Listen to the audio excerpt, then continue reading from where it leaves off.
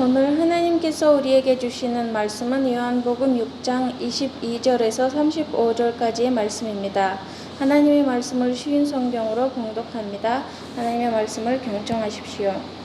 다음날 호수 반대편에 서 있던 군중은 그곳에 배가 한쪽밖에 없다는 것과 예수님께서 제자들과 함께 가시지 않고 제자들만 떠났던 것을 알게 되었습니다. 그 즈음 배 몇 척이 디베랴에서 왔습니다. 디베랴는 예수님께서 하나님께 감사 기도를 드린 후 사람들이 빵을 먹었던 장소에서 가까운 곳에 있는 마을입니다.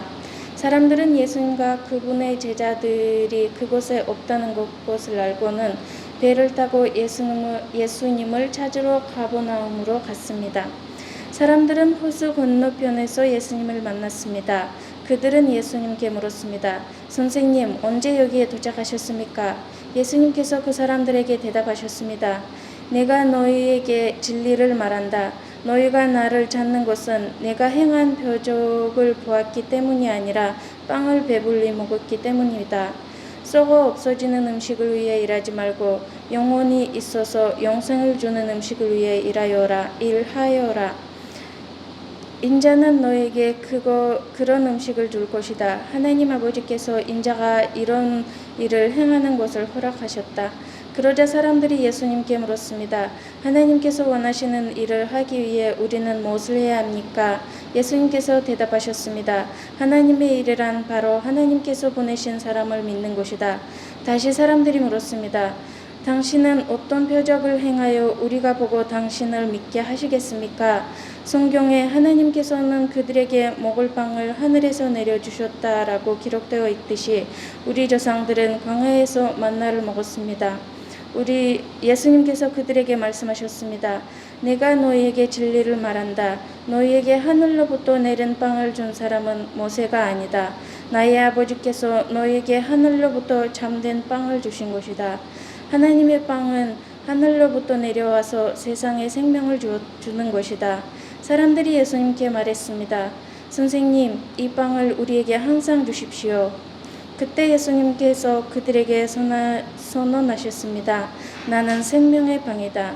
내게 오는 사람들은 결단코 굶주리지 않을 것이며 나를 믿는 사람은 결코 목마르지 않을 것이다. 하나님께서 오늘 이 말씀을 통해 우리에게 은혜 주시기를 원합니다. 아멘.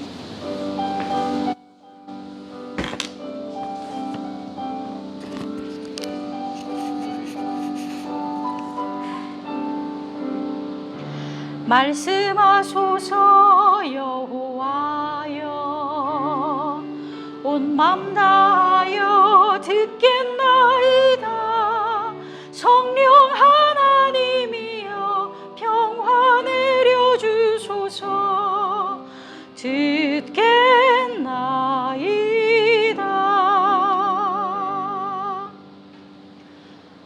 요한복음에는 예수님께서 자신을 표현하실 때 나는 무엇이다 라고 말씀하신 것이 7번 나옵니다. 헬라어로는 에고 에이미, 이 정도는 헬라어를 알고 있어도 좋을 것 같아요. 에고 에이미, 나는 무엇이다. 이미 올해 이제 우리 섬기며 사는 교회 설교 가운데 2개, 나는 선한 목자다, 나는 참 포도나무다라는 설교를 했었어요. 오늘은 나는 생명의 떡이다. 그럼 나머지 4개는 뭘까 이렇게 궁금해 하시는 분들은 계속 섬기며 사는 교회 예배 잘 참석하시면 나머지 4개도 다 들을 수 있겠죠? 오늘 우리가 읽은 쉬운 성경에는 나는 생명의 빵이다 라고 되어 있습니다. 빵이든 떡이든 이것이 의미하는 것이 뭔가요? 먹지 않으면 죽는 거죠. 오늘 우리가 함께 읽은 본문 앞부분은 너무나 유명한 이 오병이어 사건입니다. 오병이어, 이게 한자어라서 오병이어, 쇼선아 이게 무슨 뜻인지 알아? 모르지. 그래서 오는 5개고 병은 떡을 말해. 오병 하면 5개 떡, 이는 숫자 2, 어는 물고기. 그래서 고등어, 무슨 할 때 어가 물고기예요. 그래서 오병이어, 한국 사람들은 그냥 쉽게 오병이어라고 그래요. 근데 얼마나 중요했으면 마태, 마가, 누가, 요한 이 4복음서 전체에 유일하게 기록된, 똑같이 기록된 기적 사건이 바로 이 오병이어 사건입니다. 그런데 다른 복음서에는 오늘 우리가 읽은 요한복음에 나오는 말씀이 기록되어 있지는 않아요. 요한은 어쩌면 좀 더 구체적으로 이 사건이 의미하는 바를 알려주고 싶었었던 것 같습니다. 유대인들은 너무나 놀라웠죠. 와, 어떻게 보리떡 5개와 물고기 2마리로 5,000명이 넘는 사람을 먹인단 말이야. 그래서 이들은 이 놀라운 기적을 경험하고 억지로 예수님을 붙들어 가서 자기들의 왕으로 삼으려고 했어요. 왜냐하면 이분이야말로 우리의 왕이 될 자다. 만약에 이분이 우리의 왕이 되시면 우린 결코 굶어 죽는 일은 없겠다라고 생각했었을 것입니다. 예수님이 어떻게 했을까요? 사람들이 예수님을 막 와서 붙잡으라 그럴 때 예수님은 혼자 산으로 떠나셨어요. 그리고 제자들은 배를 타고 건너편에, 이 갈릴리 호수 건너편에 가버나움으로 갔어요.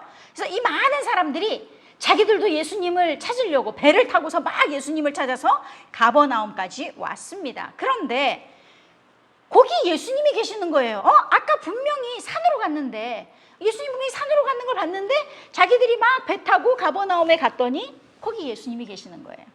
그래서 놀라서 묻죠. 아니 예수님, 거기서는 선생님이라고 됐죠, 성경은. 아니 예수님, 언제 여기 오셨습니까?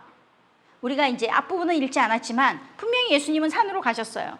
그럼 우리가 상상해 볼 수 있죠. 예수님이 산으로 가셨다는 거는 산에 가서 뭐 나무 자르러 가셨나요? 예수님이 산으로 가셨다 하는 말은 무슨 말인가요? 기도하러, 혼자만의 시간, 우리 한적한 시간을 보내러 가셨다는 것을 우리가 짐작할 수 있습니다. 그리고 나서 예수님이 이 가버나움으로 예수님도 가셔야 되는데 갈릴리 바다를 건너야 되거든요. 근데 배가 없어요. 배는 없고 예수님 그거 어떻게 하셨어요? 갈릴리 바다 건너가야 되는데 배가 없어요. 여러분 같으면 어떻게 하실 건데요? 갈 수 없죠. 그죠? 예수님은 물 위를 걸어서 가십니다.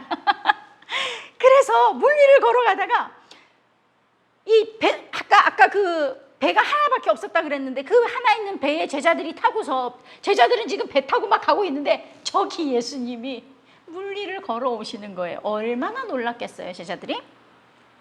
그래서 예수님이 이제 그 제자들이랑 같이 그 배 타고 여기 오셨던 거예요. 그래서 이제 그러니까 사람들은 지금 그 많은 사람들이 자기네도 막 열심히 배 타고서 가버나움으로 왔는데 예수님이 벌써 거기 와 계신 거잖아요. 그러니까 너무나 놀라가지고 아니 어떻게 언제 여기 오셨어요? 라고 묻는 거예요. 그러면 예수님의 대답은 이래야 되잖아요. 내가 나 혼자 산에 가서 기도하다가 내려와가지고 근데 갈릴리 바다를 건너야 되는데 배가 없더라고. 그래서 내가 그냥 물 위를 걸어왔어. 물 위를 걷는데 제자들이 저기서 배 타고 오더라고. 그래서 내가 그 배 타고 같이 왔어. 라고 대답하셔야 되잖아요. 그런데 사람들이 아니 언제 여기 오셨습니까? 라는 그 질문에 대한 대답이 예수님이 26절에서 이렇게 대답하세요. 내가 너희에게 진리를 말한다. 이거는 개역개정을 보면 진실로 진실로 너희에게 이르노니 이 말이에요. 내가 너희에게 진리를 말한다. 너희가 나를 찾는 것은 내가 행한 표적을 보았기 때문이 아니라 빵을 배불리 먹었기 때문이다. 표적이 뭐예요? 표적. 영어로는 사인이에요. 러시아어로는 추데사. 기적이에요. 그래서 성경 보면 기적, 이적, 기사, 표적 이런 단어들이 많이 나오는데 다 같은 의미라고 생각을 하면 돼요. 그래서 너희가 나를 찾는 것은 내가 행한 표적을 보았기 때문이 아니다 라고 말씀하셨잖아요. 이것을 메시지 성경은 뭐라고 어떻게 번역을 했냐면 너희가 나를 찾아온 것은 내가 하는 일에서 하나님을 보았기 때문이 아니다. 이렇게 표현하고 있어요. 그럼 이 사람들은 도대체 왜 예수님을 찾아왔냐고요. 예수님은 이들이 온 이유가 빵을 배불리 먹었기 때문이라고 하세요. 그 말씀은 무슨 의미인가요? 예수님 따라다니면 굶는 일은 없겠다. 이들의 관심이 어디에 있는 거예요? 결국 이 땅에서의 편안한 삶입니다. 너희들이 나를 찾아온 것은 내가 하는 일에서 하나님을 보았기 때문이 아니라 배불리 빵을 먹고 편안한 삶을 누리는 것을 원해서였구나. 계속해서 이들에게 예수님이 말씀하십니다. 27절입니다. 썩는 음식을 위하여 일하지 말고 영생하도록 있는 음식을 위하여 하라. 내가 너희에게 그런 음식을 줄 것이다. 예수님께서 여기서 그런 음식을 주신다고 하시는데 사람들이 다시 질문해요. 하나님께서 원하시는 일을 하기 위해서 우리는 그럼 무엇을 해야 합니까? 질문을 잘 보세요. 예수님이 그 영생하도록 있는 음식을 주신다고 하셨는데 이들의 포커스, 이들의 초점이 어디 있어요? 뭘 해야 합니까? 뭘 해야 합니까? 이 원어로 정확하게 번역하면 이래요. 우리가 하나님의 일들을 하기 위해서 해야 할 일이 무엇입니까? 이 유대인들은 사람이 선하고 또 도덕적인 생활을 하면 하나님의 은총을 받을 수 있다. 뭐 이런 신념을 갖고 있었기 때문에 자꾸만 뭘 해야 돼요? 우리가 무엇을 하면 돼요? 라고 질문하는 거예요. 예수님께서 뭐라고 대답하셨나요? 29절입니다. 하나님의 보내신 자를 믿는 것이 하나님의 일이니라. 예수님을 찾아온 사람들은 이 말을 이해하지 못했어요. 그들에게 중요한 건 뭐냐면 눈에 보이는 표적. 그 표적으로 배부르는 것이 중요한데 이 유대인들에게 표적이라는 것이 얼마나 중요한지 사도 바울도 고린도전서 1장 22절에 이렇게 쓰고 있어요. 유대인은 표적을 구하고 헬라인은 지혜를 찾으나. 유대인들한테는요, 이 표적이 너무너무나 중요해요. 그래서 계속 집요하게 예수님께 이 표적을 보여달라고 하는 것입니다. 정확하게 말하면 이 표적을 통해서 자기들이 배불러지고 편안해지는 거예요. 오병이어의 사건은 기적이죠. 표적이죠. 그죠? 그런데 이들에게 이 사건은 가만 생각해 보니 옛날 만나 사건이 생각났던 거예요. 떡이었으니까 만나가 생각이 났어요. 근데 만나는 광야 생활 40년 동안 계속 40년 동안이나 계속 하늘에서 내려왔잖아요. 근데 생각해 보니까 오병이어는 딱 한 번밖에 없었어. 그리고 고작 겨우 5,000명? 야, 이거 40년 동안 만나하고 이거 오병이어 5,000명하고는 좀 이렇게 수준 차이가 나는데라고 생각했던 것 같아요. 그래서 이 사람들이 원한 건 이런 표적, 오병이어 같은 이 표적을 한 번만 아니라 계속 해달라는 겁니다. 근데 예수님께서 말씀하신 이 29절의 말씀, 하나님의 보내신 자를 믿는 것이 하나님의 일이니라 라는 것을 메시지 성경은 이렇게 번역하고 있습니다. 하나님께서 보내신 이에게 너희 삶을 걸어라. 그렇게 너희 자신을 걸 때에야 하나님의 일에 참여할 수 있다. 물론 이들도 자신의 삶을 걸고 싶었죠. 어디에요? 예수님이 자신들의 배를 부르게 해서 편안한 삶을 살 수 있게 되는데 거기 삶을 걸고 싶었어요. 그런데 그들에게 있어서 자신들의 이런 삶을 걸기 위해서 뭐가 필요했냐면 표적이 필요했던 거예요. 단 한 번의 표적이 아니라 계속되는 표적이 이들에겐 필요했던 것입니다.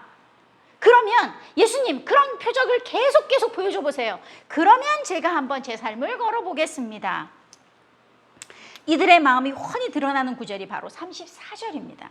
선생님, 이 빵을 우리에게 항상 주십시오. 항상이요. 이들은 그저 매일매일 먹어도 없어지지 않고 배부르는 신비한 떡을 생각하고 있는 것입니다. 매일매일 그저 배불러서 편안한 그런 삶을 원하는 것입니다. 지금 이들은 로마의 통치 아래 사는 것이 싫었습니다. 자기들도 떡 걱정 안 하고 편하게 살고 싶었습니다. 똑같은 말을 요한복음 4장 수가성에서 예수님을 만난 우물가 여인도 그렇게 얘기했어요. 이 여인도 매일매일 우물에 물을 길러 오기 싫었어요. 왜냐하면 사람들이 막 눈총을 막 가지고 눈총을 주고 또 수근수근 거리는 게 그게 너무 싫었거든요. 그래서 예수님이 영원히 목마르지 않는 생수에 대해서 얘기를 하니까 선생님 저한테도 그런 물을 주셔서 제가 다시는 목이 마르지 않을 뿐더러 물 길러 여기 오지 않게 좀 해주세요 라고 했던 것 기억하시죠? 지금 예수님께서는 우리에게 이 빵을 항상 달라고 하는 이들에게 그저 편안하게 매일매일 살게 해달라는 이들에게 놀라운 말씀을 하고 계십니다. 35절 말씀입니다. 나는 생명의 빵이다. 내게 오는 사람은 결단코 굶주리지 않을 것이며 나를 믿는 사람은 결코 목마르지 않을 것이다. 예수님께 오는 사람 그리고 예수님을 믿는 사람은 같은 사람이에요. 예수님은 여기서 다시 믿음에 대해서 말씀하십니다. 하나님의 보내신 자를 믿는 사람은 굶주리지도 않고 결코 목마르지 않을 것이라고 말씀하세요. 믿는 것이 뭐라고 그랬죠? 바로 우리 삶을 그분에게 거는 거예요. 우리 삶을 예수님께 걸고 그리고 나서 하나님의 일에 참여하는 것. 그것이 바로 믿는 것입니다. 이들이 몰랐던 게 뭘까요? 우리 삶을 주님께 걸고 하나님의 일에 참여하는 것이야말로 표적이라는 것을 그들은 몰랐던 것입니다. 여러분은 삶에서 이런 표적을 경험한 적 있으세요? 여러분의 삶을 주님께 걸었더니 표적이 이렇게 일어나더라 하는 그런 경험 있으세요? 정말 우리 삶을 주님께 걸면 표적을 경험할 수 있습니다. 결코 굶주리지 않고 결코 목마르지 않는 그 표적을 경험할 수 있습니다. 제 이야기도 너무나 많지만 제가 키르기즈에 계신 한 여성 선교사님 이야기를 들려드리겠습니다. 이분은 키르기스탄에 오셔가지고 어느 날 이제 시장에 갔어요. 근데 이유 없이 키르기즈 경찰한테 얼굴을 막 맞고 정말 이유 없이 막 이렇게 얼굴이 찢기고 막 멍들고 그렇게 막 매맞은 거예요. 그래서 이 소식을 듣고 달려온 남편 선교사님이 그 경찰을 한 방 먹여야 되잖아요. 그런데 한 방 먹이기는커녕 뭐 그냥 예 하면서 이 평화롭게 일을 처리하고서 집에 이제 부인을 데리고 돌아갔다는 거예요. 그래서 이 여자 선교사님이 남편에 대해서도 너무나 서운하고 이 키르기즈 민족에 대한 미움이 그냥 가득 찬 거예요. 그래서 안식년을 나가면서 내가 다시는 거긴 안 갈 거야 라는 그런 결심을 하고서 안식년으로 한국으로 들어오셨다는 거예요. 그래서 안식년 기간 중에 이제 그분들을 파송한 교회를 방문할 기회가 있었대요. 그래서 그 교회에 갔더니 우연히 그 교회에 한국에 시집온 키르기즈 여자가 있었다는 거예요. 그런데 자기 남편 선교사님이 갑자기 그 여자 키르기즈 여자한테 자기 부인이 옛날에 키르기즈 경찰한테 막 매맞아가지고 막 폭행당했다는 그 얘기를 갑자기 꺼내더라는 거예요. 근데 그 얘기를 듣던 키르기즈 여성이 갑자기 일어나더니 이 여성 선교사님에게 와서 막 울면서 우리 키르기즈 사람들 용서해 주세요 라고 하더라는 거예요. 그런데 놀라운 일은 이 선교사님이 그 키르기즈 여성이 용서해 달라는 그 말에 거짓말처럼 키르기즈 사람들에 대한 미움이 다 녹아버리고 마음이 따뜻해졌다는 거예요. 하나님의 회복하심이 이 키르기즈 여성을 통해 역사하신 것입니다. 안식년 마치고 어떻게 됐을까요? 이 선교사님 가정은 이전에 살던 것보다 훨씬 더 열악한 지방으로 사역지로 옮겨서 지금까지 그곳에서 키르기즈인들을 섬기며 살고 있습니다. 다시는 갈 수 없을 곳 같았던 그곳으로 다시 돌아가게 되는 것, 이것이 표적이 아니고 뭐겠어요? 사랑하는 여러분, 표적이 무엇입니까? 그것은 썩는 음식으로 배부르는 것이 아니에요. 우리가 생각하는 편안한 삶이 아니에요. 참된 표적은 주님께 우리의 삶을 걸었을 때 주님이 주시는 영원한 생명의 떡을 먹게 되는 것입니다. 그런데 주님께 우리 삶을 걸고 나면 흔히 우리가 생각하는 표적처럼 이렇게 배부르게 되고 또 모든 일이 다 잘 될 거라고 이렇게 생각하기 쉽지만 이상하게도 주님께 우리 삶을 걸고 나면 십자가의 고난이 따르기도 해요. 이전보다 더 어려움이 생길 수 있어요. 그런데 즐겁습니다. 아무도 모르고 이해할 수 없는 평안이 있습니다. 이게 뭐예요? 얼마나 역설적입니까? 패러독스. 정말 우리 삶을 주님께 걸고 나면 십자가를 지는데 즐거울 수 있습니다. 진짜 표적은 뭐냐면요. 힘들어 죽겠어. 고난이 왜 나한테만 생기는지 모르겠네. 그래도 뭐 꾹 참고 주님께 삶을 걸라고 했으니까 내 삶을 걸어야지. 그렇게 하는 것이 아니라 힘들어 죽겠는 그 가운데, 고난 가운데서 주님과 동행하면서 주님 주시는 영원한 생명의 떡을 먹게 되는 즐거움을 경험하는 것입니다. 사랑하는 여러분, 여러분의 삶을 주님께 걸고 하나님의 일에 참여하고 싶지 않으세요? 진짜 표적을 경험하고 싶지 않으세요? 예수님께서 나는 생명의 떡이다. 나에게 오는 사람은 결코 굶주리지 않을 것이며 나를 믿는 사람은 결코 목마르지 않을 것이다 라고 분명히 약속하셨습니다. 여러분도 주님께 여러분의 삶을 한번 걸어보십시오. 아니, 우리 함께 우리의 삶을 예수님께 한번 걸어봅시다. 그래서 결코 굶주리지 않으며 영원히 목마르지 않는 진짜 표적을 경험하며 살아갑시다. 기도하겠습니다. 주님, 그 옛날 주님을 찾아온 사람들은 표적을 보고 찾아온 것이 아니라 빵을 먹고 배부른 까닭이었습니다. 사랑하는 주님, 우리는 이제 주님이 말씀하신 표적이 무엇인지 알았습니다. 영원한 생명의 떡이신 주님, 우리 삶을 주님께 걸어 그 생명의 떡을 먹음으로 참된 표적을 우리 삶에서 경험하기 원합니다. 때로 고난 가운데, 때로 어려움 가운데서도 즐겁게 십자가를 지며 참된 표적을 경험하는 주님의 사람들이 다 되게 하여 주시기를 예수님의 이름으로 기도합니다. 아멘.